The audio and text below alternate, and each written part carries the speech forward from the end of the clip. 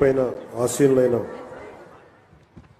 మంత్రివర్గ సహచరులకి ఉన్నతాధికారులందరికీ ఇక్కడికి విచ్చేసిన విశిష్ట అతిథులందరికీ పేరు పేరున నా హృదయపూర్వక నమస్కారం.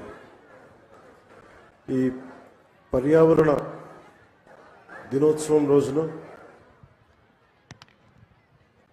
ఏం చెప్పాలి, ఏం మాట్లాడాలి అని అనుకుంటే నాకు కుమ్ర అంకారావు గారికి ఉన్నంత అర్హత నాకు లేదనిపించింది. ఒక 14 ఏళ్ల వయసులో ఒక పక్షి చనిపోతే ప్లాస్టిక్ వ్యర్థాలు తిని దానికోసం ఎవరైనా సరే ఒక 3 దశాబ్దాలు కృషి చేస్తారా? 14 ఏళ్ల వయసులో ఎవరైనా ఏం ఆలోచిస్తారు? ఆడుతా పాడుతూ తిరుగుదామని, అటు ఇటు తిరుగుదాం అనుకుంటారు. కానీ పర్యావరణం గురించి ఆలోచించే స్థాయిలో ఉన్నారు అంటే ముందుగా కుమ్మేర అంకారావు గారిని ఈ కార్యక్రమానికి విశిష్ట అతిథిగా పిలిచినందుకు మనస్ఫూర్తిగా అధికారులకి, వారిని ఇక్కడ రావడానికి స్ఫూర్తి కలిగజేసిన శ్రీ నారా చంద్రబాబు నాయుడు గారికి మనస్ఫూర్తిగా నా కృతజ్ఞతలు తెలియజేసుకున్నాను. ఒకసారి ఒక వ్యక్తి చాలా చిన్నగా ఉంటుంది, మనం ఏం చేయగలం అనుకుంటాం.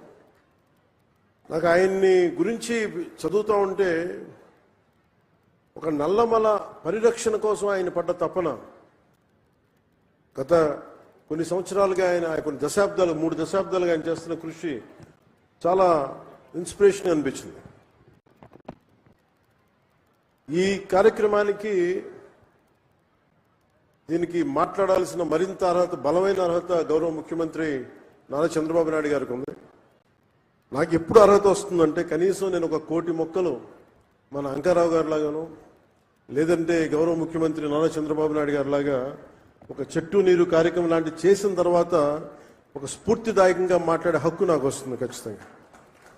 ఇప్పుడు దాకా నేను పర్యావరణం కోసం వ్యక్తిగతంగా చేశాను కానీ కొన్నిసార్లు, కానీ నాకు ఇప్పుడు ఈ అటవీ శాఖ కూడా పర్యావరణం 2 నా దాంట్లో ఉన్నప్పటికీ నేను వచ్చే సంవత్సరం ఇదే రోజుకి కనీసం 1 కోటి మొక్కలు నాటి, అలాగే ఫారెస్ట్ ఫైర్స్, అడవిలో కార్చిచ్చులు కనుక ఆపగలిగి, ఇందాక మన అంకారావు గారు చెప్పినట్టుగా, కుమ్మేర అంకారావు గారు చెప్పినట్టుగా అడవుల్లోకి గొర్రెల్ని పొట్టేళ్ళు మేపడానికి తీసుకుపోయి అక్కడ గడ్డి కోసం కాలుస్తూ ఉంటారు.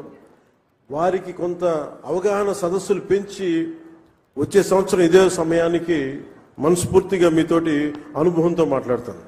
ఒక అటవీ శాఖ మంత్రిగా కావచ్చు, పర్యావరణ శాఖ మంత్రిగా కావచ్చు. అలాగే ఒక్క వాక్యం చెప్పి నేను ముగిస్తాను. చెట్టు అదేదో మనకు ఒక ఆశయమో దానికి, ఇది చెట్టు మనకి ఆధారం. కేవలం పక్షులకి వీటికే కాదు, ప్రతి ఒక్కరికి చెట్టు లేని జీవితాన్ని ఊహించుకోండి. ఇదివరకు మనం పెరిగేటప్పుడు ఒక 30 సంవత్సరాల క్రితం ఎవరన్నా మా ఇంటికి వెళ్ళాలి అంటే అక్కడ పెద్ద మర్రి చెట్టు ఉంటుంది. ఆ మర్రి చెట్టు నుంచి కుడి చేతిలోకి వెళ్తే ఈ దారి ఉంటుంది. ఎవరిని ఇల్లు ఫ్రెండ్ ఇల్లు తెలియాలంటే ఎలారా మీ ఇంటికి రావడం అంటే మా ఇంటి ముందు గోరింటాకు చెట్టు ఉంటుంది.